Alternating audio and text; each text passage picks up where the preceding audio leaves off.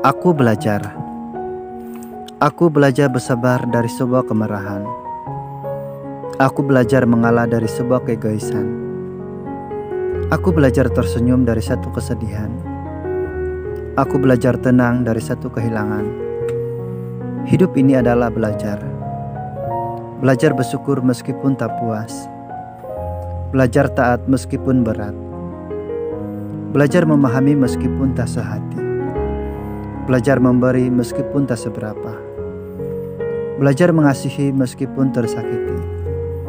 Belajar tabah meskipun cobaan menerpa. Aku belajar bahwa tidak selamanya hidup ini indah. Kadang Tuhan menyapaku melalui derita, tetapi aku tahu bahwa Dia tidak pernah meninggalkanku. Sebab itu aku belajar menikmati hidup dengan bersyukur. Aku belajar bahwa tidak semua yang aku harapkan akan menjadi kenyataan. Kadang Tuhan membelokkan rancanganku, tetapi aku tahu bahwa itu lebih baik dari yang kurencanakan. Sebab itu aku belajar menerima semua itu dengan sukacita. Aku belajar bahwa cobaan itu pasti datang dalam hidupku. Aku tak mau dipengaruhi setan untuk marah dan emosi. Aku tak mau menyalahkan orang lain. Juga tidak mungkin berkata tidak adil Tuhan, karena aku tahu bahwa semua itu tidak akan melampaui kekuatanku. Sebab itu aku belajar menghadapinya dengan sabar. Aku belajar bahwa tidak ada kejadian yang harus disesali dan ditangisi, karena semua rancangannya indah bagiku.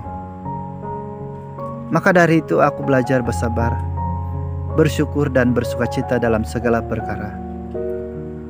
Karena semua itu menyehatkan jiwa dan menyegarkan hidupku. Ketika kaki sudah tidak kuat berdiri, bersipulah. Ketika tangan sudah tidak kuat menggenggam, lipatlah. Ketika kepala sudah tidak kuat ditegakkan, menunduklah. Ketika hati sudah tidak kuat menahan kesedihan, menangislah. Ketika hidup sudah tidak mampu untuk dihadapi, berdoalah. Dan apa saja yang kamu minta dalam doa dengan penuh kepercayaan, kamu akan menerimanya. Tuhan selalu setia bersama kita.